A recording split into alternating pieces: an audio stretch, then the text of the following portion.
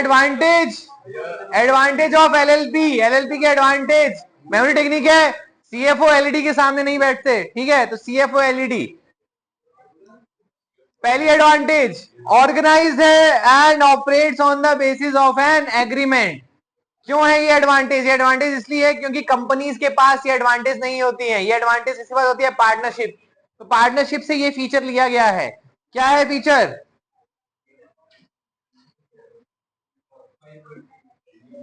Organised and operates based on a agreement. Next, उसके बाद क्या है? Provides flexibility without imposing detailed legal and procedural requirement. Flexibility आती है, फ्लेक्सिबिलिटी किससे कंपैरिजन में आती है? कंपनी से। फिर से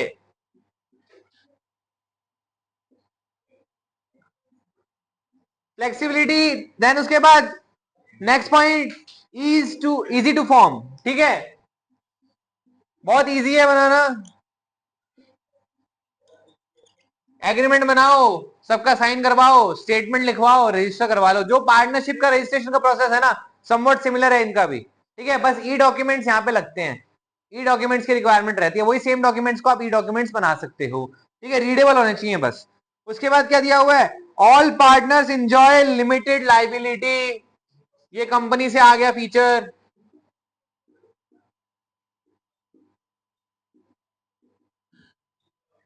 देन फिक्स्ड कैपिटल स्ट्रक्चर, ये भी कंपनी से एडवांटेज आ गई है।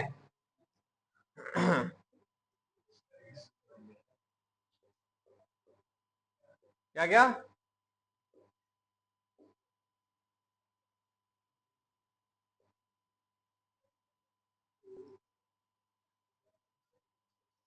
फिक्स कैपिटल, सॉरी क्या बोल रहा हूं मैं, फ्लेक्सिबल, फ्लेक्सिबल कैपिटल स्ट्रक्चर, ठीक है। कंपनीज के अंदर क्या होता है, आपकी ना जो मैक्सिमम कैपिटल होती है, ऑथराइज कैपिटल, वो फिक्स होती है, बट एलएलपीज के अंदर क्या होता है, आप ना इजीली बढ़ा सकते हो। आपको कंपनी से जितना परेशान नहीं होना पड़ता। कंपनी से परेशान क्यों होना पड़ता है कि अगर मान लो आपकी ऑथराइज कैपिटल, पता है सबको क्या होती है? क्या होती है ऑथराइज कैपिटल? एक जना जो आरओसी से आपने ऑथराइज करवाई होती है, एज इन मतलब आरओसी को आपने बताया होता है कि हमने इतनी कैपिटल जो है वो हमने मैक्सिमम कैपिटल रखी है ऑथराइज, ठीक है। उसका उसका रीजन क्या होता है, आप आरओसी को क्यों बताते हो? क्योंकि आप उसके रिगार्डिंग ना स्टैम्प ड्यूटी पे करते हो। जितनी आपका प्राइस बढ़ता जाता है, मतलब जितनी आपकी अमाउंट बढ़ती जाती है ना, उतनी आपकी स्टैम्प ड्यूटी बढ़ती जाती है, ठीक है। तो जितनी रिक्वायरमेंट है उतना ही करो, क्योंकि आप ज्यादा स्टैम्प ड्यूटी दे दोगे, वरना इसको बाद में बढ़ा सकते हैं। उस टाइम पे क्या होगा, बस थोड़ी सी क्या पता स्टैम्प ड्यूटी बढ़ जाए, ठीक है। तो वैसा इशू यहाँ नहीं होता। यहाँ एलएलपीज के केस के अंदर क्या होता है, आप इजीली बढ़ा सकते हो, क्योंकि यहाँ पे पार्टनरशिप का थोड़ा सा ना, जो कैपिटल को कंट्रीब्यूट करने का जो राइट होता है, वो कहाँ दिया होता है? वो आपके एग्रीमेंट के अंदर ही दिया होता है। उसके बाद क्या है? इजी टू डिसॉल्व,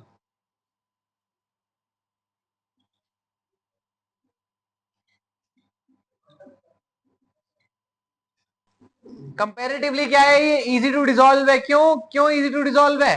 बिकॉज यहाँ पे आपकी जो ऑब्लिगेशंस है वो बहुत कम है डिसोल्यूशन के टाइम पे। आप जैसे पार्टनरशिप को डिसॉल्व करते हो ना, समवट वही तरीका है, बट आप थोड़ा सा बस एक दो कंप्लायंसेस एक्स्ट्रा हो जाती हैं, ठीक है। आपको जो रजिस्ट्रार है उसको बताना पड़ेगा, ठीक है। आपकी जो लाइबिलिटी डेट्स वगैरह हैं, अगर वो पे ऑफ अगर वो पे ऑफ नहीं हो पा रहे हैं तो थोड़ी एक्स्ट्रा कंप्लायंस आ जाती है, बट जरूरी नहीं है। आपको अगर बंद करनी है एलएलपी, ठीक है, आप किसी और को बेच के चले जा सकते हो, क्योंकि यहाँ पे आप ट्रांसफर कर सकते हो सारी चीजें। पार्टनरशिप में आप ट्रांसफर नहीं कर सकते थे, ठीक है। पर इसको हम बंद करने के लिए क्या करते हैं? इसको बंद करने के लिए हमें क्या करना होगा? रजिस्ट्रार, और जो रजिस्ट्रार होगा उससे अपना नाम कटवाना पड़ेगा, रजिस्टर से अपना नाम कटवाना पड़ेगा। तो वो एक एडिशनल रिक्वायरमेंट रहती है, किसके कंपेरिजन में? पार्टनरशिप के अंदर डिसोल्यूशन होता है उसके कंपेरिजन में। डिसोल्यूशन का तरीका, राइट, सारी चीजें कहाँ दी होगी? आपके एग्रीमेंट में दी होगी, ठीक है। अगर एग्रीमेंट में नहीं दी हुई है तो आपका एलएलपी एक्ट जो है उस तरीके से आपको गवर्न करना पड़ेगा, ठीक है। क्लियर है? यहां तक कोई डाउट? एडवांटेजेस के अंदर कोई डाउट? बढ़ा जाए आगे। देन उसके बाद हम बात कर रहे हैं इनकॉर्पोरेशन की। इनकॉर्पोरेशन का मतलब आप फॉर्म कर रहे हो एंटिटी। हमने देखा था इजी टू फॉर्म है, अब कितना इजी है अब देख लेते हैं, सेक्शन के अंदर लिखा हुआ है। सेक्शन 11 क्या बोलता है, जो भी डॉक्यूमेंट्स नीड है, जिनकी नीड है इनकॉर्पोरेशन करने के लिए, वो क्या बोलते हैं हम, इनकॉर्पोरेशन डॉक्यूमेंट्स। ठीक है, इनकॉर्पोरेशन डॉक्यूमेंट्स का मतलब क्या होता है, जिन डॉक्यूमेंट्स की वजह से आपका इनकॉर्पोरेशन हो पा रहा है एलएलपी का। ठीक है, तो एलएलपी को इनकॉर्पोरेट करने के लिए ये डॉक्यूमेंट्स की रिक्वायरमेंट होती है।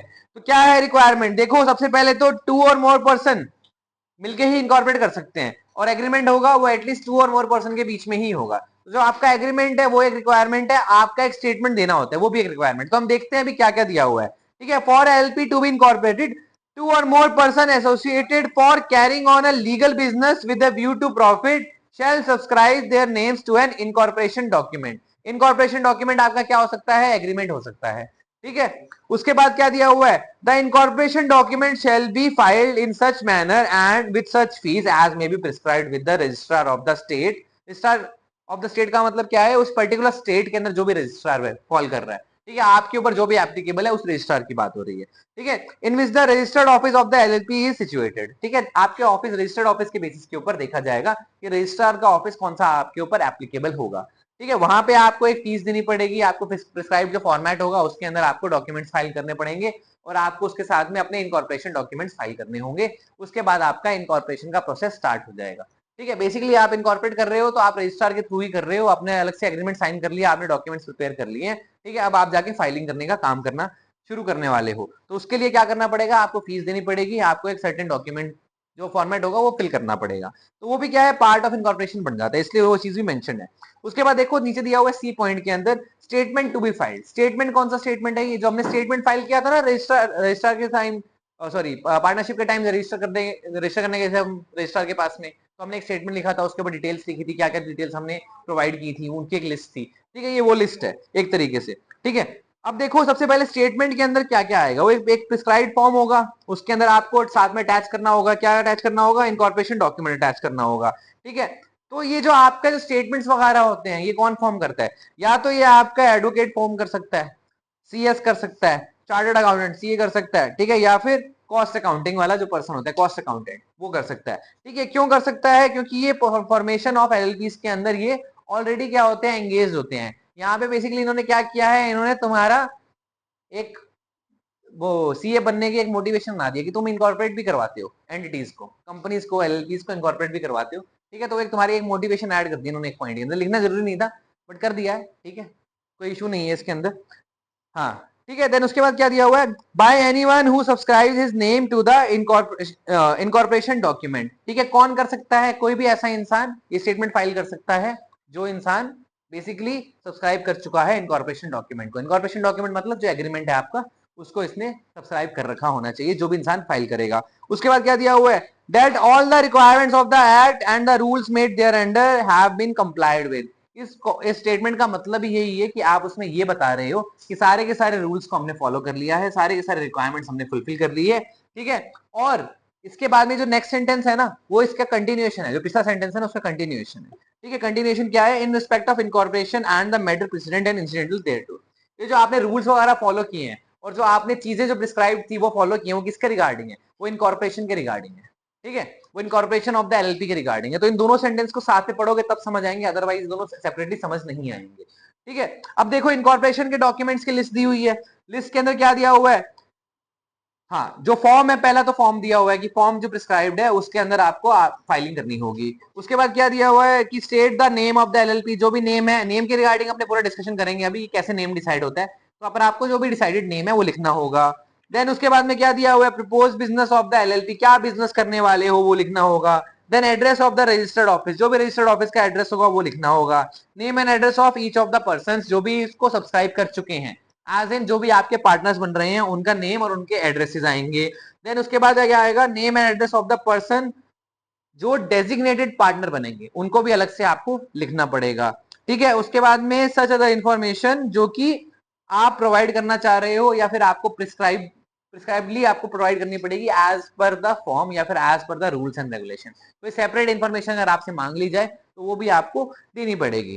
ठीक है, अगर जो पर्सन है जो स्टेटमेंट दे रहा है उसको पता है कि ये चीज गलत है, या फिर उसने नोइंगली वो चीज को गलत लिखा है, ठीक है, या फिर वो बिलीव ही नहीं करता है उस चीज को और उसने वो चीज लिखी है, तो उसके ऊपर उसको पनिशमेंट मिलेगी। उसको पनिशमेंट किस फॉर्मेट में मिलेगी, उसको जेल भी हो सकती है और उसके ऊपर फाइन भी लग सकता है। जेल हो सकती है 2 साल तक की, और फाइन मिनिमम 10,000 का है और मैक्सिमम 5 लाख तक का फाइन लग सकता है उसके ऊपर।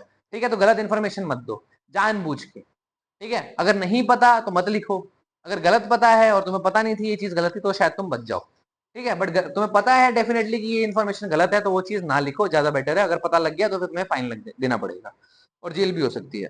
ठीक है, अब नेक्स्ट पॉइंट दिया हुआ है आपका इनकॉर्पोरेशन बाय रजिस्ट्रेशन। अब देखो ये जो चैप्टर है ना, इसमें दिक्कत सबसे बड़ी क्या है कि मैं ना तुम्हें ना सीधा नहीं पढ़ा सकता, मेरे को ना एक लाइन पढ़नी पड़ेगी। क्यों पढ़नी पड़ेगी? क्योंकि यहाँ पे डायरेक्ट प्रोविजंस दे दिए हैं।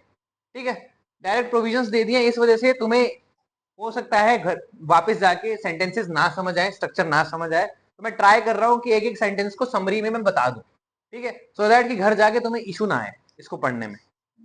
हाँ, तो गाइस सेक्शन 12 के इसके बारे में बात करता है, इनकॉर्पोरेशन बाय रजिस्ट्रेशन के बारे में बात कर रहा है। इनकॉर्पोरेशन बाय रजिस्ट्रेशन का मतलब क्या है कि आपने जो ये ऊपर डॉक्यूमेंट बनाया था ना, बेसिकली जो आपने एग्रीमेंट साइन किया था और जो स्टेटमेंट आपने फाइल करना था, ठीक है, स्टेटमेंट और जो आपका एग्रीमेंट है उनको क्या बोल दिया गया है कि इनकॉर्पोरेशन डॉक्यूमेंट बोल दिया गया। अभी आपको ना रजिस्टर कराना पड़ेगा। रजिस्टर कहाँ कराओगे आप? रजिस्ट्रार ऑफिस में। तो आपने जो डॉक्यूमेंट बनाया था और जो आपने स्टेटमेंट फाइल करना था, ये सारी चीजें आप लिख लोगे। अब इसके अंदर आपने एक नेम भी प्रपोज करते हो, मैंने बताया था नेम की बात करेंगे, तो आप इसमें नेम भी प्रपोज करते हो, तो उसके बारे में भी हम डिस्कशन करेंगे।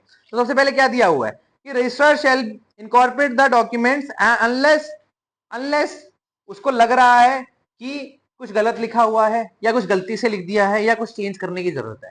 ठीक है, तो वो क्या करेगा, 14 दिन के अंदर अंदर रजिस्ट्रेशन कर देगा। अदरवाइज वो डॉक्यूमेंट वापस मोड़ देगा और बोलेगा कि हाँ भाई इसको सही करके दो, वरना हम आपका रजिस्ट्रेशन रोक देंगे। ठीक है, तो 14 दिन के अंदर क्या होगा, रजिस्टर करना पड़ेगा उसको इनकॉर्पोरेशन डॉक्यूमेंट्स को, मतलब उसको अपने रिकॉर्ड के अंदर लिखना पड़ेगा, कॉपी अटैच करनी पड़ेगी, या फिर उसके बाद क्या करना पड़ेगा, उसको एक सर्टिफिकेट देना पड़ेगा एलएलपी के इनकॉर्पोरेशन के अंदर, जो स्पेसिफाइड होगा एलएलपी के नेम पर, किसी एक पर्टिकुलर पार्टनर के ऊपर नहीं होगा। वो एलएलपी का जो नेम रजिस्टर्ड हो रहा है ना आपका, ठीक है, उसके नाम पे ही वो सर्टिफिकेट जो होगा वो इशू होगा।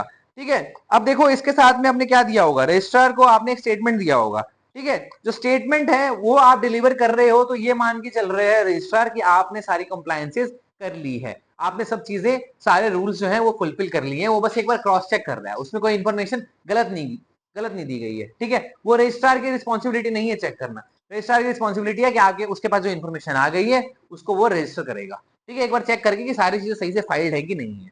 ठीक है, इसमें क्या बोला गया, the registrar may accept the statement delivered under clause C of sub section 1 of section 11। जो ऊपर वाला 11 सेक्शन था उसके क्लॉज 1 के सब क्लॉज सी के बारे में बात कर रहा है। ठीक है, वो क्या है, सफिशिएंट एविडेंस है कि रिक्वायरमेंट की उसके अंदर ए क्लॉज जो है, ये सब क्लॉज है, उसके अंदर जितनी भी चीजें मेंशन थी वो सारी चीजें कंप्लाई कर ली गई है। तो उसका काम क्या है, उसका काम है बस उसको नोट करना, उसका काम ये नहीं है कि उसको सारी चीजें क्रॉस चेक करनी है, उसको क्रॉस चेक करने का काम उसका नहीं है। हाँ भाई, उसको भी, तो तू क्यों गया फिर? As a partner, as a partner दोनों फेल हो जाओगे एज ए पार्टनर। हाँ, ठीक है, इसके बाद क्या करेगा, वो सर्टिफिकेट को इशू कर देगा। सर्टिफिकेट को इशू किस तरीके से करेगा, वो पहले तो उसके ऊपर साइन करेगा। ठीक है, उसके ऊपर अपनी जो ऑफिस सील होगी रजिस्ट्रार की, वो ऑफिस सील लगाएगा। उसके बाद में रजिस्ट्रेशन जो है वो फाइनलाइज हो जाएगा, वो सर्टिफिकेट जो होगा वो इशू कर देगा। और जो सर्टिफिकेट है वो बेसिकली कंक्लूसिव एविडेंस माना जाएगा कि एलएलपी जो है वो इनकॉर्पोरेट हो गई है। इसके बाद भी इशू आ सकता है, एलएलपी के अंदर नाम के अंदर इशू आ सकता है, रजिस्ट्रेशन प्रोसेस के अंदर इशू आ सकता है, बट हम उसकी बात नहीं कर रहे हैं। Conclusive evidence, prima facie conclusive evidence यही है कि आपका जो एलएलपी का फॉर्मेशन है या इनकॉर्पोरेशन है वो हो गया है जिस दिन आपको सर्टिफिकेट मिल गया है। ठीक है, क्लियर है इतना? सर्टिफिकेट की वैल्यू बहुत होती है, इसलिए ऑफिस में टांगा जाता है सर्टिफिकेट। इनकॉर्पोरेशन सर्टिफिकेट होता है, कोई भी चेक करने आए तो वो सर्टिफिकेट देख ले कि हाँ वैलिड तरीके से चल रही है एलएलपी। ठीक है, क्लियर है? कोई डाउट इसके अंदर? और उसके बाद देखो, रजिस्टर्ड ऑफिस ऑफ एलएलपी को चेंज करा जा सकता है कि नहीं करा जा सकता? देखो चेंज तो करा जा सकता है। जो रजिस्टर्ड ऑफिस होता है वो आपको सबसे पहले तो बताना पड़ेगा, ठीक है क्या नहीं है। अगर वो चेंज हो रहा है तो वो भी बताना पड़ेगा, किसको? रजिस्ट्रार को, क्योंकि आपका जो सर्टिफिकेट होता है ना उसके अंदर रजिस्टर्ड ऑफिस आपका लिखा जाता है। तो अगर आपने चेंज कर लिया है तो उसको आपको रजिस्ट्रेशन के अंदर भी चेंज कराना पड़ेगा और सर्टिफिकेट के अंदर भी चेंज करवाना पड़ेगा। तो दोनों चीजें आपको करनी पड़ेगी। ठीक है, इस वजह से आप क्या कर सकते हो, अगर आपको चेंज करवाना है तो आप बाय पोस्ट सेंड कर सकते हो, या जो भी उनका मैकेनिज्म है उसके थ्रू आप सेंड कर सकते हो। और रजिस्टर्ड ऑफिस के ऊपर ही आपके सारे कम्युनिकेशन होंगे। आपको कोई नोटिस आएगा तो रजिस्टर्ड ऑफिस पे आएगा, आपको आरओसी से कोई नोटिफिकेशन आएगा तो भी क्या आएगा, रजिस्टर्ड ऑफिस के ऊपर आएगा। कोई आगे ऊपर केस फाइल कर रहा है तो उसको नोटिफिकेशन कहां भेजना जरूरी है, उसको एप्लीकेशन कहां भेजनी जरूरी है, आपके रजिस्टर्ड ऑफिस के ऊपर। तो रजिस्टर्ड ऑफिस की ना वैल्यू बहुत ज्यादा है। तो रजिस्टर्ड ऑफिस के अंदर सारे के सारे कम्युनिकेशन होंगे। ठीक है, चेंज करवाने के लिए आपको मैंने बताया, आपको बताना पड़ेगा जो भी फीस वगैरह होगी, जो भी डॉक्यूमेंटेशन होगा, जो भी आपका फॉर्म होगा वो आपको फाइल करना होगा। ठीक है, वो फाइलिंग करने के बाद ही क्या कर सकते हो, आप रजिस्ट्रेशन करवा सकते हो।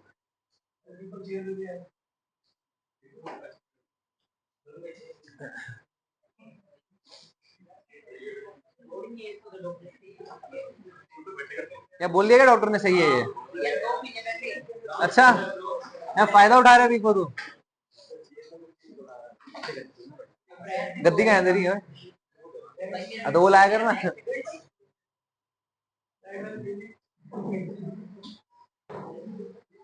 यहीं पड़ा है ना, तो बाहर तो निकाल ले, क्लास में विद्या तेरी है, बैग के अंदर ही पड़ी है।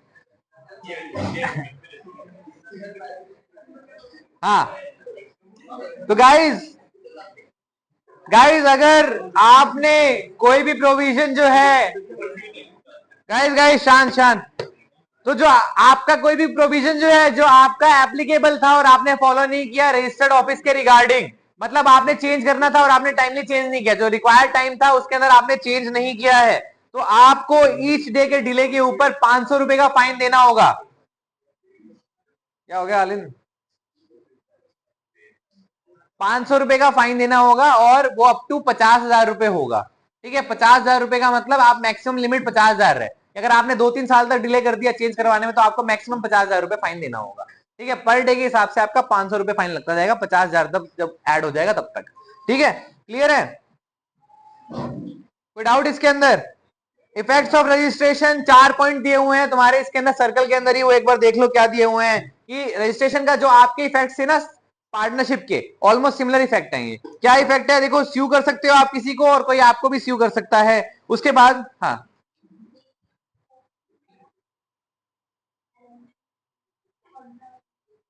हाँ, कॉन्ट्रामीन मतलब आपने फॉलो नहीं किया, आपने जो रिक्वायर्ड जो आपके प्रोविजन थे उसको आपने फॉलो नहीं किया। कॉन्ट्रामीन मतलब आपने वायलेशन कर दिया। ठीक है, क्लियर है? हाँ गाइज, तो इफेक्ट ऑफ रजिस्ट्रेशन कहां दिया हुआ है, सेक्शन 14 के अंदर। पहला क्या इफेक्ट है कि आप केस फाइल कर सकते हो और आपके अगेंस्ट केस हो सकता है। तेरे को देख रहा हूँ, कहां देख रहा है पीछे है? हाँ,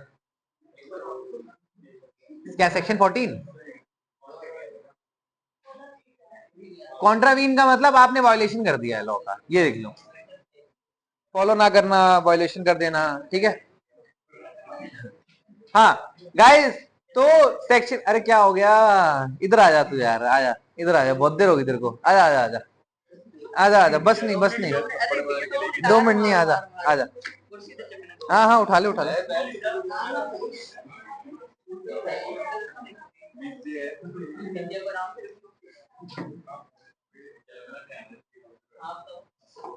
इधर आ, हाय बोल कैमरा में।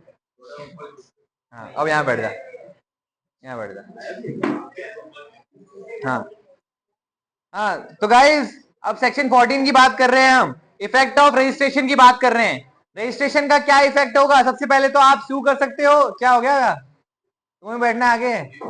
हाँ, तो नहीं बोल रहा तुम्हें यार, घबराओ नहीं। हाँ ठीक है, तो आप केस फाइल कर सकते हो और आपके अगेंस्ट केस फाइल हो सकता है। उसके अलावा क्या दिया हुआ है, क्या अगर आप कोई एक्ट का वायोलेशन कर रहे हो, ठीक है, या फिर जो भी बॉडी कॉर्पोरेट थी वो लॉफुली रन नहीं कर रही है, वो लॉफुली कुछ सफर कर रही है, तो उसके अगेंस्ट आप क्या कर सकते हो, कंप्लेन वगैरह फाइल कर सकते हो। आप बेसिकली लीगल हो गए हो। अब लीगली आपके ऊपर जो भी प्रोविजंस एप्लीकेबल थे आप उनको फॉलो करवा सकते हो, और सामने वाले को भी फॉलो करने बोल सकते हो जो आपके ऊपर एप्लीकेबल है। ठीक है, उसके बाद आप एक्वायर कर सकते हो, ओन कर सकते हो, होल्ड कर सकते हो, डेवलप कर सकते हो कोई प्रॉपर्टी, या डिस्पोज ऑफ भी कर सकते हो कोई प्रॉपर्टी, क्योंकि अब आपके पास क्या है, मूवेबल एंड इमूवेबल प्रॉपर्टी को होल्ड करने का राइट बन गया है। अदरवाइज आपके पास राइट नहीं था, क्योंकि एलएलपी आपकी फॉर्म नहीं होगी विदाउट रजिस्ट्रेशन। ठीक है, उसके बाद क्या दिया हुआ है, अगर आपकी कॉमन सील है, ठीक है, तो उसकी वजह से आप क्या कर सकते हो, आप किसी भी इंसान को पावर दे सकते हो, कोई भी इंसान एक्ट कर सकता है, ठीक है। उसके पास कॉमन सील अगर है तो कॉमन सील अप्लाई कर सकता है, वरना सिग्नेटरी बना दो उसको, साइनिंग अथॉरिटी बना दो।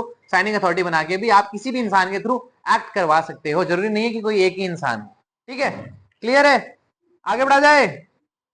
सबसे इंपॉर्टेंट क्लॉज आ गया name clause. Name clause, name clause के अंदर क्या दिया हुआ है, सबसे पहले तो जो आपका नाम होगा एंटिटी का, उसके अंदर क्या आना चाहिए, एलएलपी आना चाहिए या फिर लिमिटेड लायबिलिटी पार्टनरशिप आना चाहिए। यूजुअली लोग शॉर्ट फॉर्म लिखवाते हैं, एलएलपी लिखवाते हैं, ठीक है। या तो एलएलपी या फिर लिमिटेड लायबिलिटी पार्टनरशिप लिखवाओगे। कहां लिखवाओगे, एज अ सफिक्स लिखवाओगे।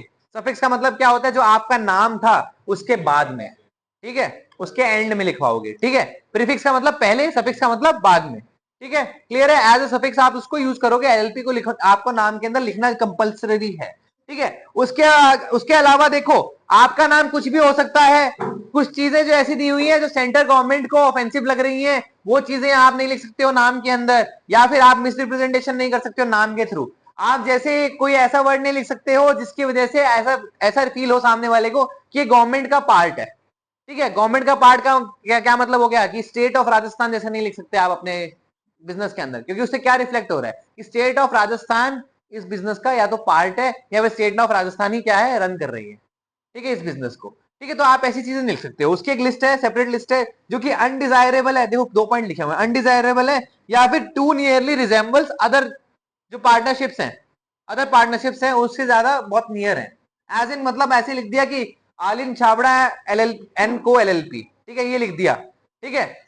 तो आलिन छाबड़ा के अंदर डबल ए के अंदर एक एक एक करते नाम में डबल ए आता है ना, तो एक ए लग गया, ठीक है। अब वो क्या बहुत ज्यादा सिमिलर हो गया, बहुत ज्यादा सिमिलर हो गया, या फिर छाबड़ा की स्पेलिंग थोड़ी आगे पीछे कर दी, ठीक है। होता है ना कि छाबड़ा की वजह से 2-3 स्पेलिंग होती है, ठीक है, डबल बी लगा दिया, डबल ए लगा दिया, ठीक है, ऐसे करके बहुत सिमिलर नाम हो गया। तो इतना सिमिलर नाम जब होता है, ठीक है, तो आप जो सामने वाला इंसान है ना, वो शायद हो सकता है बेवकूफ बन जाए, उसको समझना है कि ये आलिम छाबड़ा वाली है शॉप, या फिर नेक्स्ट ने जो आलिम छाबड़ा के नाम से खोली थी वो वाली शॉप है, ठीक है।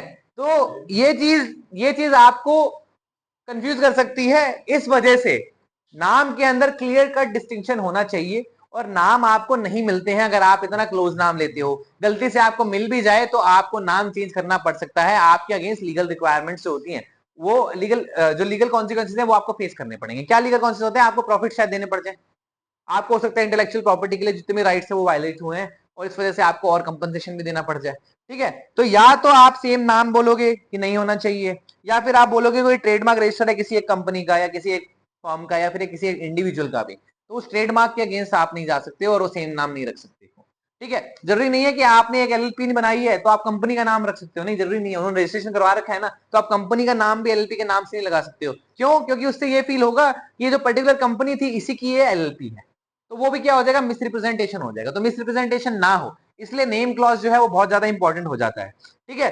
उसके बाद देखो, अब जो नेम है वो रिजर्व कैसे होगा। आप रिजर्व कैसे कराते हो, आप क्या करते हो, एक फी पे कर, जो फी है वो पे करोगे प्रिस्क्राइब फॉर्मेट के अंदर, ठीक है। आप जब रजिस्ट्रेशन कराते हो तब आप नाम देते हो, तो यूजुअली क्या होता है, रजिस्ट्रेशन के टाइम पे ही आप नाम सजेस्ट करते हो। ई फॉर्मेट है तो आप इसलिए क्रॉस चेक भी कर सकते हो साथ के साथ ही कि सिमिलर नेम एग्जिस्ट कर रहा है कि नहीं कर रहा। पब्लिक सर्च का वहां पे एक ऑप्शन होता है कि सिमिलर नाम से कोई भी और एंटिटी अगर रजिस्टर्ड है तो उनके नाम दिखा देगा, जो भी नियर बाय नाम होंगे वो सारे दिखा देगा। फिर आपकी स्क्रूटनी है उसके अंदर कि आपको समझ आ रहा है कि ये बहुत डिफरेंट है, ठीक है। अगर मान लो लिख दिया आलिम छाबड़ा एंड निखिल निखिल गर्ग कॉर्पोरेशन, ठीक है, ये क्या लंबा नाम हो गया। अब वहां पे लिखा हुआ था आलिंद गर्ग कॉर्पोरेशन, तो वो दोनों में बहुत डिफरेंस है ना, दोनों से बहुत डिफरेंट है ना, ठीक है। तो अब इसमें क्या हो गया, इसमें बेसिकली क्या हो गया कि आपने बहुत सारे वर्ड्स ऐड कर दिए, तो उसकी वजह से आपको डिफरेंस दिख गया कि हाँ ये दो अलग अलग सेपरेट सेपरेट क्या है, ऑर्गेनाइजेशंस है, ठीक है। तो सेपरेट ऑर्गेनाइजेशन होने की वजह से आप क्या कर सकते हो, सेपरेट नाम रख सकते हो, ठीक है। तो बहुत इजीली आप डिस्टिंग्विश कर सकते हो, जहां पे वहां पे आप इजीली नाम रख सकते हो अपनी मर्जी से, ठीक है। जहां पे नहीं कर पा रहे हो वहां पे इशू है, ठीक है। तो अब आपने क्या किया, जो नेम है वो सच फॉर्मेट के अंदर, सच एप्लीकेशन के अंदर प्रिस्क्राइब फी के साथ में आपने प्रपोज किया है। अब वो जो नेम जो प्रपोज किया है उसको आप चेंज भी कर सकते हो, उसको आप चेंज भी कर सकते हो बाद में, अगर आपको लग रहा है कि चेंज करने की रिक्वायरमेंट है क्योंकि बहुत सिमिलर हो गया है, या फिर कोई आपको पता लग गया है कि सेम नाम से ऑलरेडी बिजनेस एग्जिस्ट कर रहा था। तो उस केस में क्या होगा, जब सेम दिख जाएगा, मान लो आपने रजिस्ट्रेशन करवाना था, आपको पता नहीं था कि ये जो नाम है ABC and corporation and limited LLP जो है वो आपका नाम रजिस्ट्रेशन कराने के लिए आपने फॉर्म में भर दिया और सामने वाले ने ले भी लिया, ठीक है। बाद में आपको समझ आया रजिस्ट्रेशन होने के बाद में यार ये तो एग्जिस्ट कर रही है एलएलपी, तो तब आप क्या करोगे, तब आप चेंज करने के लिए एप्लीकेशन डालोगे। देखो या तो होगा आपका रजिस्ट्रार रिजेक्ट कर देगा, रिजेक्ट कर देगा, आपको फिर से नेम के लिए अप्लाई करना पड़ेगा, फिर से आपको जो फीस वगैरह है वो पे करनी पड़ेगी, ठीक है। आपका प्रोसेस फिर से होगा। अगर जस्ट इन केस उन्होंने एक्सेप्ट कर लिया या बहुत बाद में पता लग रहा है कि हाँ ये तो सेम नाम ही था, सेम नाम ही आपने इनकॉर्पोरेट कर लिया है, ठीक है, तो उस केस में भी आपको चेंज करना पड़ेगा। तो जिस दिन से पता लग जाएगा रजिस्ट्रार को, रजिस्ट्रार आपको कम्युनिकेट कर देगा, ठीक है, आपके पास जब भी कम्युनिकेशन आ जाएगा तो उसके 1 महीने के टाइम के अंदर अंदर आपको क्या करना पड़ेगा, चेंज करना पड़ेगा। आपको मिनिमम टाइम के अंदर चेंज कर लेना चाहिए। क्यों? क्योंकि आपके अगेंस्ट केस हो सकता है, आपने अगर किसी और के राइट का वायोलेशन किया है तो उस राइट के वायोलेशन के अंदर आपको बेसिकली क्या करना है, आपको लिमिटेड टाइम के अंदर रेक्टिफिकेशन करना है। रेक्टिफिकेशन का मतलब आपने नाम चेंज कर लेना है, ठीक है। और वो चेंज कैसे होगा, आपकी मे बी एलएलपी इनकॉर्पोरेट हो जाएगी, बट अगर आपने लीगली उस टाइम पीरियड के अंदर चेंज नहीं किया वो नाम, तो आपकी एलएलपी क्या हो जाएगी, इनवैलिड हो जाएगी, और आपका जो इनकॉर्पोरेशन होगा वो पूरा प्रोसेस जीरो हो जाएगा, ठीक है। क्यों हो जाएगा जीरो? क्योंकि जो आपकी एलएलपी है वो लीगली वैलिड तरीके से एग्जिस्ट नहीं कर रही है, इसलिए नेम क्लॉज बहुत ज्यादा इंपॉर्टेंट हो जाता है, ठीक है। क्लियर है? समझ आ गया? रिजर्वेशन ऑफ नेम समझ आ गया? कोई डाउट इसके अंदर? चेंज ऑफ नेम समझ आ गया? चेंज ऑफ नेम मैंने साथ में ही करा दिया है, ठीक है। हाँ, इसमें गवर्नमेंट की जो रिक्वायरमेंट्स है वो आप उसके सेक्शन के अंदर दी हुई हैं, ठीक है। क्या क्या चीजें आपको कवर नहीं करनी है वो ऊपर वाली चीजें ही है, वो चीजें आपको जो कवर नहीं करनी है, ट्रेडमार्क वगैरह और ये सब चीजें, वो आपको मैंने ऑलरेडी बता दी है, वापस से रिपीट हो रही है, तो एक बार रीड करोगे आपको समझ आ जाएगा। एक सेकंड रुको, अभी ये जो पॉइंट सही है कह रहे हो, रिजर्वेशन ऑफ नेम में, अरे ये यार ये कंफ्यूज करने के लिए लाइन दे दिया, पता नहीं क्यों। 3 महीने बोला हुआ है कि 3 महीने के अंदर आपका रिजर्वेशन हो जाएगा। 3 महीने के अंदर रिजर्वेशन ऐसे नहीं होता।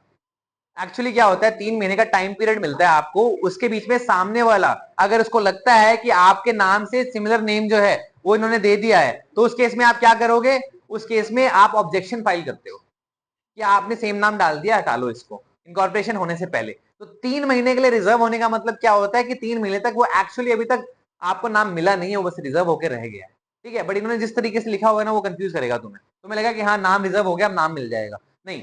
वो एप्लीकेशन जो है आपके ऑब्जेक्शन के लिए वो नाम रिजर्व किया जाता है कि 3 महीने के टाइम तक आपको नाम रिजर्व करने का राइट दिया गया है, ताकि कोई और इंसान जो है वो उसके ऊपर एप्लीकेशन फाइल करके ऑब्जेक्शन क्रिएट कर सके। अगर ऑब्जेक्शन नहीं क्रिएट कर रहा है अगर कोई, तो शायद आपको नाम मिल जाएगा और आपका रजिस्ट्रेशन प्रोसेस पूरा हो जाएगा, ठीक है। क्लियर है? हाँ। इन एडवर्टेंस का मतलब क्या होता है कि जो एडीवी कहां लिखा हुआ एक बार, एडवर्स, अच्छा वो बेसिकली क्या है, lack of attention, lack of attention की बात कर रहा है कि आपने इग्नोर कर दिया, आपने देखा नहीं, आप भूल गए, ठीक है। इन एडवर्टेंस का मतलब यहाँ पे लैक ऑफ अटेंशन की बात कर रहा है, ठीक है। तो चेंज करने की रिक्वायरमेंट कब आएगी, जब आपने गलती से कोई पुराना नाम दे दिया होगा या आपको जेन्युइनली खुद से नेम चेंज करना है, ठीक है। दो ही केस के अंदर हो सकता है, ठीक है। तो ये वाला जो केस बताया हुआ है इनएडवर्टेंस वाला, वो है इग्नोरेंस वाला केस, ठीक है। क्लियर है? क्लियर है? अब इसके पॉइंट्स देखते हैं अपने। हाँ, क्या दिया हुआ है, और new name within 3 month from the date of issue of such direction. हाँ, सच डायरेक्शन देखो सेंट्रल गवर्नमेंट क्या है, डायरेक्ट करेगी। हमने देखा ना कि सेंट्रल गवर्नमेंट क्या, देखो गाइस गाइस गाइस गाइस शांत, ये चीज मैं बता चुका हूँ, फिर से बता रहा हूँ कि सेंट्रल गवर्नमेंट को पता लग गया या फिर रजिस्ट्रार को पता लग गया, ठीक है। उसने क्या किया कि आप देख लिया कि सेम नेम जो है वो आपको मिल गया है, ठीक है। जो नहीं मिलना चाहिए था, जो उनको अपनी इग्नोरेंस थी वो समझ आ गई, जो गलती थी उनको पता लग गई, जो आपकी भी थी उनकी भी थी, तो वो आपको कम्युनिकेट करेंगे। तो with in that particular period of time जो क्या दिया हुआ है, 3 महीने का टाइम दिया हुआ है, आपको नोटिफिकेशन आने के बाद चेंज करना पड़ेगा।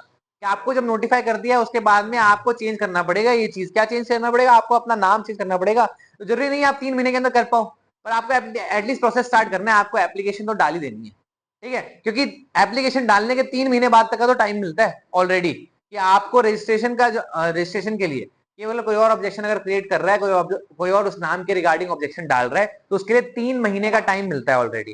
तो 3 महीने के अंदर वो चीज नहीं हो सकती है, तो जितनी जल्दी डालोगे उतना बेटर है, ठीक है। जितनी जल्दी डाल दोगे उतना बेटर है। क्लियर है? कोई डाउट? कोई डाउट? और अब इसके पॉइंटर्स देख लें एक बार, इसके पॉइंटर्स देख लें सेक्शन 17 के। तुम्हें मैंने बता दिया है 2 केस के अंदर कहाँ कहाँ पे नेम चेंज किया जा सकता है, ठीक है। अब उसके अंदर कुछ और रिक्वायरमेंट्स दी हुई है, ठीक है। क्या दिया हुआ है, देखो सब क्लॉज 2 सब क्लॉज 3 दिया हुआ है ना, तो वो भी अपने को पढ़ने पड़ेंगे। वो पार्ट किसका है, चेंज ऑफ नेम का ही पार्ट है, ठीक है। तो अब इसके अंदर ये दिया हुआ है कि अगर किसी का राइट वायोलेट हो रहा है, किसी प्रोपराइटर का, किसी बिजनेस का राइट वायोलेट हो रहा है नेम की वजह से, तो वो 3 साल तक केस फाइल कर सकता है। हमने देखा था ना सिविल केसेस के अंदर रिक्वायरमेंट क्या होती है, 3 साल की लिमिटेशन की रिक्वायरमेंट होती है कि आप 3 साल के विदिन जब आपका राइट वायोलेट हुआ है तब से 3 साल तक आप क्या कर सकते हो, केस फाइल कर सकते हो। तो कोई 3 साल बाद तक भी अगर कोई आ रहा है ना इंसान, ये ये बोल रहा है कि आपने इनकॉर्पोरेट गलत नाम से किया है, ये मेरे नाम की कंपनी है, फिर इस बिजनेस का नाम जो ट्रेडमार्क है वो मेरे साथ रजिस्टर्ड है, ठीक है, तो तब भी आप क्या कर सकते हो, केस फाइल कर सकते हो। 3 साल से ज्यादा का टाइम नहीं होना चाहिए, पर 3 साल के विदिन आप ये चीज कर सकते हो। 3 साल से ज्यादा हुआ तो आप अपना राइट्स जो है खो दोगे। You can't sleep over your rights, पहले भी बोला है वापस बोल रहा हूँ, you can not sleep over your rights. Sleep over का मतलब है कि आपको पता है आपका राइट का वायलेशन हो रहा है पर आप कुछ कर नहीं रहे हो, ठीक है, क्लियर है। हाँ, क्या बोल रहा है भाई, क्या कचरा बोल रहा है, हैं? हाँ हाँ, तो गाइस इसके बाद में देखो क्या दिया हुआ है कि क्लॉज 2 और क्लॉज 3 ये आपको डायरेक्टली याद नहीं रहेगा, तो एक बार रीड करके इसको पढ़ो, ठीक है। इसमें डेज की बात भी हो रही है।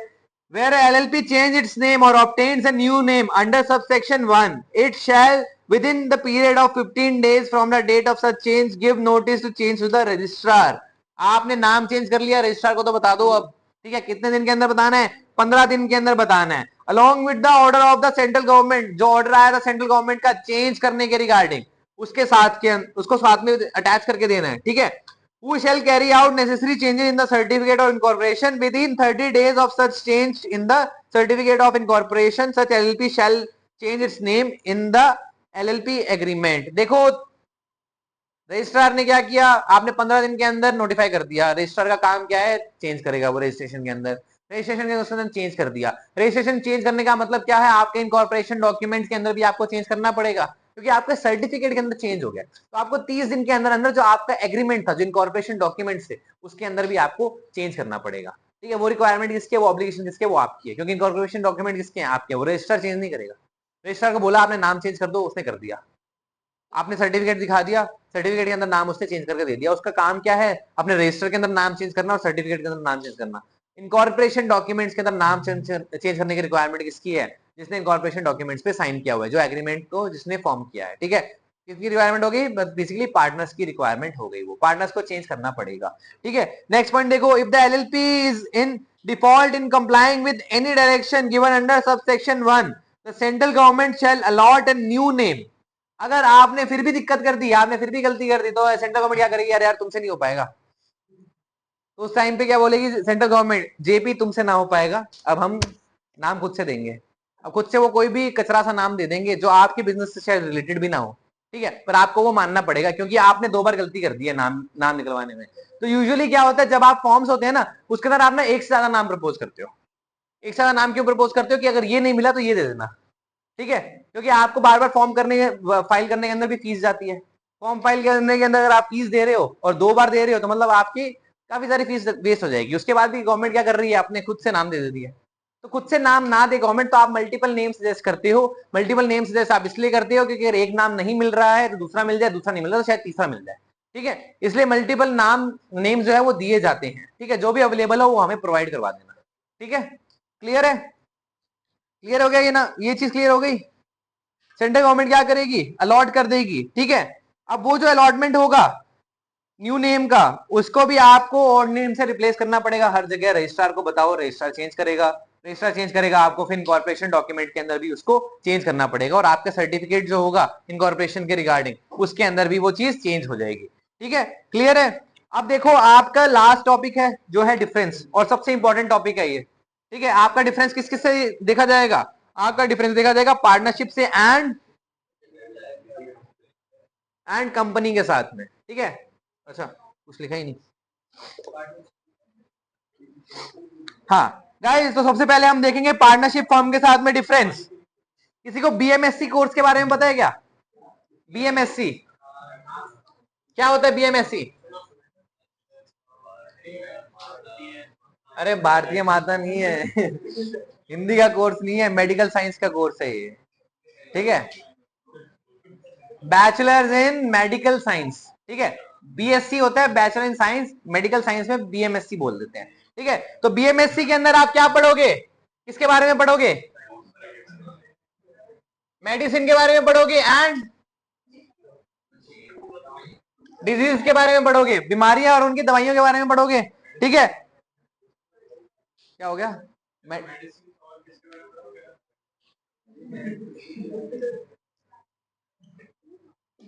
सीए के अंदर आप क्या पढ़ रहे हो, आप लॉ पढ़ रहे हो। आप लॉ पढ़ रहे हो। ठीक है, क्या एम एम एम, हाँ मतलब पूरे में सिर्फ एम है ये।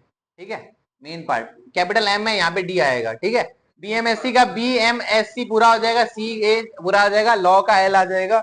उसके बाद क्या दिया, अकाउंट्स के अंदर आप क्या पढ़ते हो, पीएनएल पढ़ते हो ना, तो पीएनएल पढ़ा जाएगा। उसके बाद क्या पढ़ते हो, इकोनॉमिक्स के अंदर आप एफआरआर पढ़ते हो। एफआरआर पता है क्या होता है, क्या होता है फॉरेन वाला, नहीं नहीं नहीं, रेगुलेटरी नहीं होता, फॉरेन एक्सचेंज रिजर्व रेशियो को बोलते हैं एफआरआर। ठीक है, नहीं मैं उसका जवाब कर रहा था तो सॉरी भाई, एक जगह पे ध्यान जाता है मेरा। ठीक है, एफआरआर, एफआरआर। ठीक है, तो आप बेसिकली कौन से 3 सब्जेक्ट कवर कर लिए, लॉ कर लिया, आपका अकाउंट्स कर लिया और इको कर लिया कवर। ठीक है, मैथ्स, मैथ्स नहीं किया कवर। ठीक है, क्योंकि या तो मैं मेडिसिन बना सकता था या फिर मैं मैथ्स बना सकता था, तो किसी को मैथ्स बनाना है तो मैं एम को यहां ले आना, वहां डिजीज लिख देना सिर्फ। ठीक है, मैथ्स बनाना है तो मैथ्स बना लेना, कोई दिक्कत नहीं है, मेमोरी टेक्निक तुम्हारे हाथ में है, मैंने बता दिया है। हाँ क्या क्या, ये एक है मेमोरी टेक्निक, नहीं नहीं। तो तुम्हारे इतने पॉइंट्स भी तो हैं, वो भी तो देखो। अब तुम्हारे डिफरेंस देख लो, कौन सा एक्ट रेगुलेट करता है, रेगुलेटिंग एक्ट कौन सा है, कहाँ गया, रेगुलेटिंग एक्ट क्या है तुम्हारा, एलएलपी का लिमिटेड लायबिलिटी पार्टनरशिप एक्ट 2008 वाला, और पार्टनरशिप का कौन सा है, इंडियन पार्टनरशिप एक्ट ईयर 1932। ठीक है, उसके बाद में second point, body corporate. Body corporate कौन से होती है,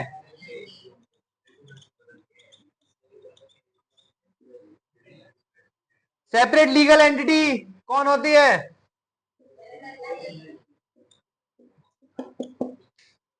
उसके बाद में क्रिएशन। क्रिएशन देखो कैसे होता है, रजिस्ट्रेशन के बेसिस पे किसका होता है, एलएलपी का। एग्रीमेंट तो बनेगा पर रजिस्ट्रेशन के बाद क्रिएशन होगा। पार्टनरशिप के अंदर एग्रीमेंट के टाइम पे ही क्या हो जाता है, क्रिएशन हो जाता है। ठीक है, तो क्रिएशन के बेसिस पे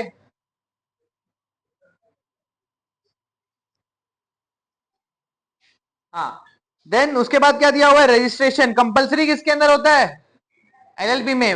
वॉलेंट्री कंपलसरी नहीं होता, वॉलेंट्री है, उसके नुकसान जरूर होते हैं पर आपको जरूरी नहीं है करवाना। ठीक है, तो कंपलसरी किसके अंदर होता है, मैंडेटरी किसके अंदर होता है, एलएलपी के अंदर। और कहां गया,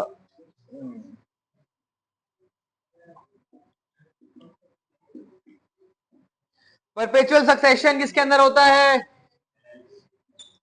किसमें नहीं होता। ठीक है, उसके बाद देखो नेम, नेम के अंदर कोई गाइडलाइंस दी हुई है क्या पार्टनरशिप के लिए, पार्टनरशिप के लिए गाइडलाइंस है, नहीं है। एलएलपी के लिए गाइडलाइंस है, गाइस बोतल में पानी पड़ा है क्या,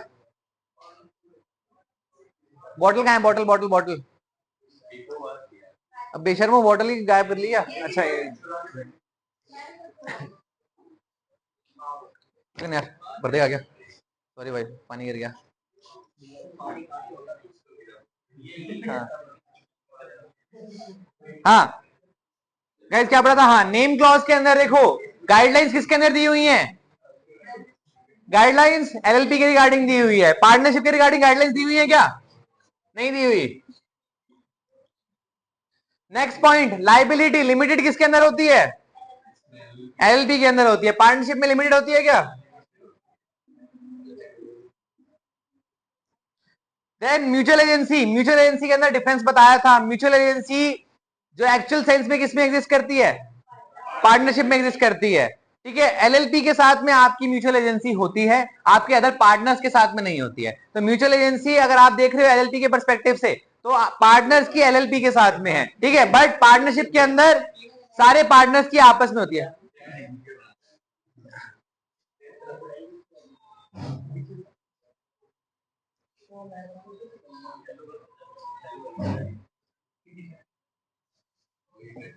म्यूचुअल एजेंसी, ठीक है। उसके बाद में डेजिग्नेटेड पार्टनर्स किसके अंदर होते हैं? डेजिग्नेटेड पार्टनर्स कहां गया डी? डेजिग्नेटेड पार्टनर्स किसमें होते हैं? एलएलपी में होते हैं, ठीक है। उसके बाद में कॉमन सील, कॉमन सील की रिक्वायरमेंट होती है क्या? पहले तो ये बताओ। रिक्वायरमेंट नहीं होती है। किसमें हो, किसके पास हो सकती है कॉमन सील? एलएलपी के पास। पार्टनरशिप के अंदर यूजुअली कॉमन सील नहीं होती है।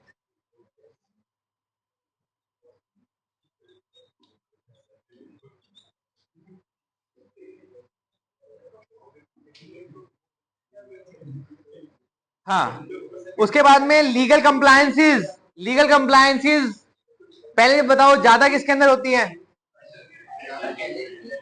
एलएलपी में ज्यादा होती है। लीगल कंप्लायंसेस को फुलफिल करने की ड्यूटी होती है क्या किसी एक इंसान की? हाँ, इसमें होती है। डेजिग्नेटेड पार्टनर्स की यूजुअली होती है, जो इंडिया के अंदर होते हैं उनकी, ठीक है। बट पार्टनरशिप के अंदर किसी एक पर्टिकुलर इंसान की पहले तो ड्यूटी नहीं होती, उसमें सबकी होती है, ठीक है। सबको जो भी रिक्वायरमेंट, पहले तो ड्यूटीज बहुत कम है, जो भी है वो सबको फुलफिल करनी पड़ेगी। तो लीगल कंप्लायंस हो गया एक पॉइंट आपका। कहां पे गया? और अच्छा, लॉ भी तो रहेगा।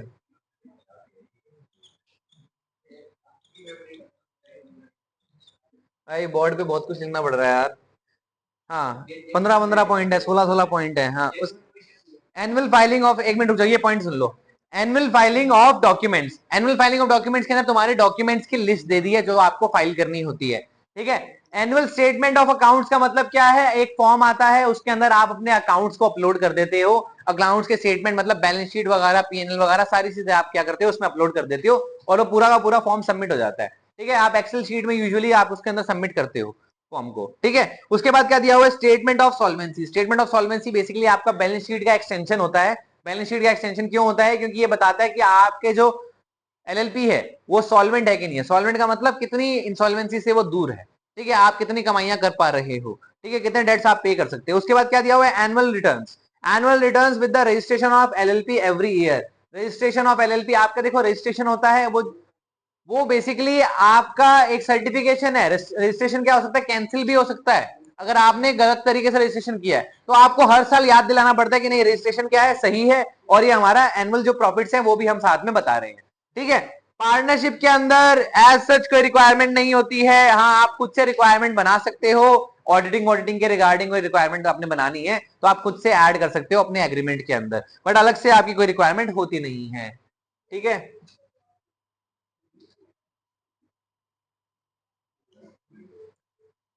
Annual filings.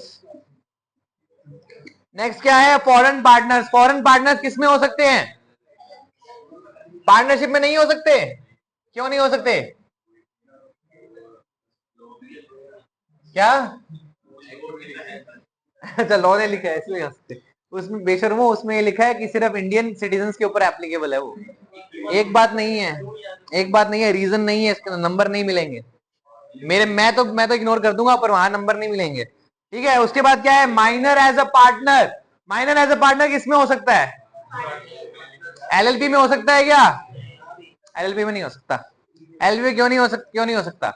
क्योंकि यहाँ पे जो एंटिटी है वो सेपरेट है किससे? पार्टनर से। पार्टनर्स जो बेसिकली ओनर्स हैं, ओनर से सेपरेट है, तो ये ओनर नहीं बन सकता, इसलिए ये सिर्फ बेनिफिट्स के लिए भी यहाँ पे आ नहीं सकता, ठीक है। तो माइनर पार्टनर, एक पॉइंट रह गया होगा।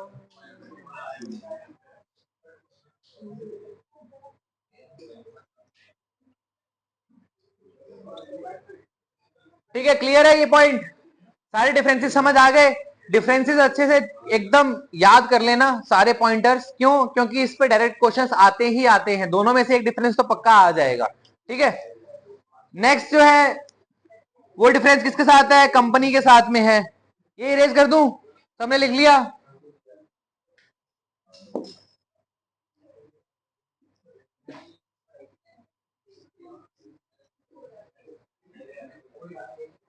कोई नेक्स्ट दिखाइयो, कहां लिखा है मैन्यू टेक्निक। याद कैसे होगी, कौन सा वर्ड किसका है, याद हो जाएगा। अरे तो वो गलत कर रहा है, तू भी करेगा गलत। आगे लिख लिया करो कि कौन सा वर्ड किससे रिलेटेड है, ताकि याद रह जाए। वहां गलत याद करके कुछ गलत ना लिखाना। अरे कहने का मतलब है एक एक लेटर यहाँ लिख लिया करो, कौन सा लेटर किससे रिलेटेड है। हाँ, अरे बहुत से पॉइंटर्स में समझ नहीं आता है, ठीक है गाइस। भाई तुम्हारी ना पता नहीं क्यों इस चैप्टर में ना मेडिकल लाइन से रिलेटेड थोड़ी थोड़ी मेमोरी टेक्निक्स बनी है, नेक्स्ट भी मेडिकल लाइन से रिलेटेड है। तो गाइस एमआरआई करवाई है किसी ने कभी?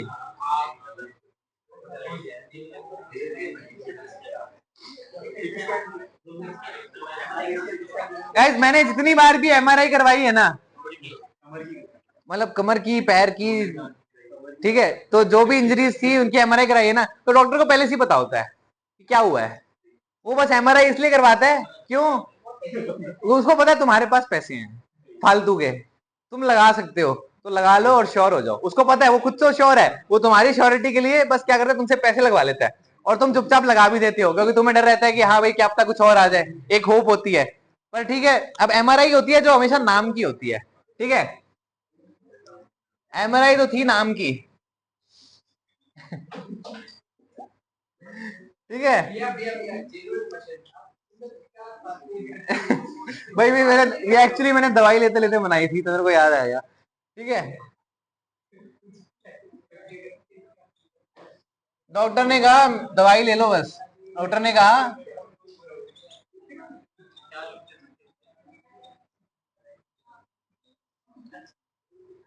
एमआरआई तो नाम की हुई है, दवाई से ही काम चलेगा, ठीक है।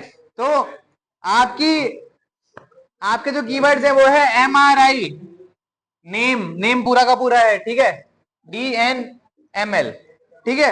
अब पहला पॉइंट आपका क्या दिया हुआ है, आर से रेगुलेटिंग एक्ट,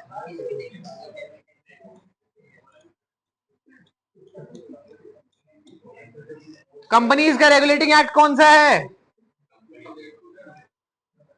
कंपनीज एक्ट 2013 भी है, कुछ कुछ कंपनीज के लिए 56 वाला भी होगा, ठीक है, ठीक है। तो 2013 लिख के आओगे सफिशिएंट है, 56 लिख के आओगे गलत नहीं है, पर 2013 ही लिख के आ जाना सिर्फ, बहुत ऑब्वियस है, ठीक है। क्यों? क्योंकि तुम्हारी बुक के अंदर लिखा हुआ है, इतना एक्स्ट्रा इन्फॉर्मेशन मत लिख के आना। उसके बाद में मेंबर्स होते हैं या पार्टनर्स होते हैं इसके अंदर? मेंबर्स किसके अंदर होते हैं? पार्टनर्स किसमें होते हैं? एलएलपी में। मेंबर्स किसमें होते हैं? कंपनी में। ये पार्टनर्स है और ये मेंबर्स है, ये कौन है, इनका कनेक्शन क्या है? ये दोनों क्या है, अपने अपने एंटिटीज के ओनर्स हैं, ठीक है। जो शेयर होल्डर्स होते हैं वही आगे जाके मेंबर्स बन जाते हैं, जो पार्टनर्स होते हैं वही क्या होते हैं, ओनर होते हैं, किसके? एलएलपी के, एक तरीके से, ठीक है, क्लियर है। उसके बाद क्या है, इंटरनल गवर्नेंस का स्ट्रक्चर। इंटरनल गवर्नेंस किसके बेसिस पे होती है? एलएलपी के अंदर। जवाब नहीं आया? कॉन्ट्रैक्ट एक्ट के बेसिस पे होती है, एग्रीमेंट के बेसिस पे होती है, ठीक है। एग्रीमेंट जो आपका है उसके बेसिस पे इंटरनल गवर्नेंस होती है, बट कंपनीज के केस में किसके बेसिस पे होती है? इंटरनल गवर्नेंस किसके बेसिस पे होती है? एग्रीमेंट के बेसिस पे होती है क्या? वहां पे कंपनीज एक्ट के बेसिस के ऊपर होती है, ठीक है, क्लियर है, डिफरेंस समझ आया ये वाला? हाँ, उसके बाद में नेम, नेम के अंदर क्या डिफरेंस आता है, खुद में ही एक पॉइंट है। इसमें एलएलपी होना चाहिए, उसमें क्या होना चाहिए, अगर अगर प्राइवेट कंपनी है तो क्या आ जाएगा, प्राइवेट है तो लिमिटेड, या प्राइवेट लिमिटेड, प्राइवेट लिमिटेड आ जाएगा, ठीक है। और अगर पब्लिक है तो क्या आ जाएगा, लिमिटेड आ जाएगा, ठीक है। उसको शॉर्ट फॉर्म में एलटीडी, LIMITD पूरा भी लिख सकते हो, छोटा भी लिख सकते हो, प्राइवेट को पूरा प्राइवेट लिख सकते हो, पीवीटी भी लिख सकते हो, ठीक है। वो आपकी रिक्वायरमेंट्स दी हुई है कंपनीज एक्ट के अंदर, ठीक है, क्लियर है। Next point, number of members या नंबर ऑफ पार्टनर्स, ठीक है।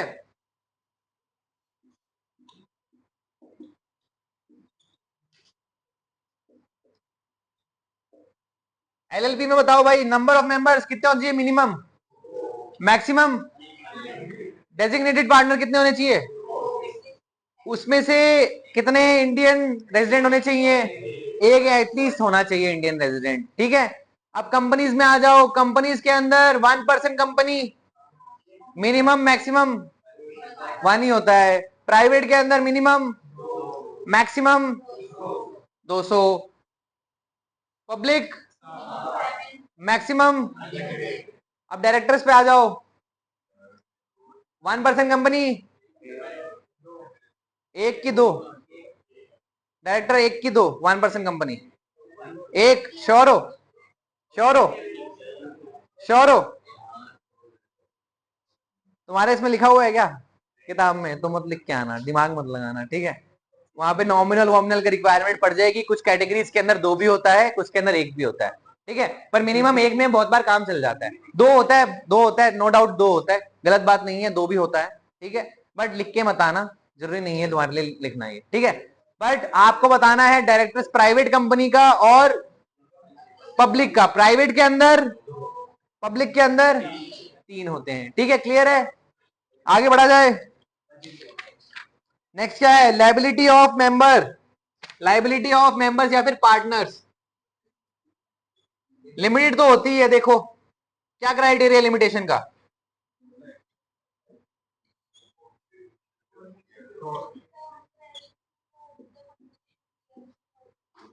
हाँ, एक में कंट्रीब्यूशन के बेसिस पे, दूसरे में क्या सिर्फ अनपेड शेयर अमाउंट होता है क्या? कुछ और क्राइटेरिया भी होता है क्या?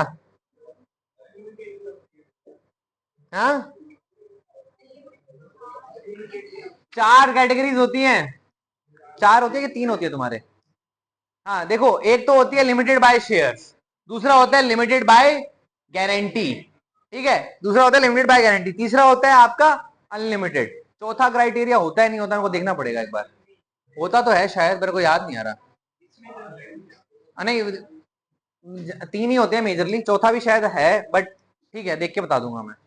रिक्वायरमेंट नहीं है वैसे तुम्हारे, बट हाँ समझने के लिए सिर्फ। उसके बाद देखो मैनेजमेंट, मैनेजमेंट का राइट कहां आता है? मैनेजमेंट के बेसिस, मैनेजमेंट में आप क्या क्या कर सकते हो, कहां रूल्स, कहां पावर्स, कहां लाइबिलिटीज आपकी डिफाइंड होती हैं? एलएलपी के अंदर कहां डिफाइंड होती हैं? एग्रीमेंट के अंदर। और कंपनीज में एमओए एंड एओए के अंदर, आपके एमओए के अंदर नहीं, एओए के अंदर होता है यूजुअली, मैनेजमेंट पावर्स एओए के अंदर आती हैं, ठीक है? तो एओए के अंदर आपकी क्या डिफाइंड होती हैं? ड्यूटीज डिफाइंड होती है। वो किसके बेसिस पे होती हैं? वो आती हैं आपके एक्ट के बेसिस पे, और एक्ट के अंदर एक्चुअली कौन कंट्रोल करेगा मैनेजमेंट को? बोर्ड ऑफ डायरेक्टर्स करेंगे, ठीक है? क्लियर है? हाँ, उसके बाद में मिनिमम नंबर ऑफ, ये तो मैंने करा ही दिया शायद, है ना? हाँ, तो इसको बस पॉइंट मेंशन कर लेते हैं। ये डायरेक्टर के अकॉर्डिंग था, डायरेक्टर एंड डेजिग्नेटेड पार्टनर। क्या टाइम हो गया है? पॉज कर दो।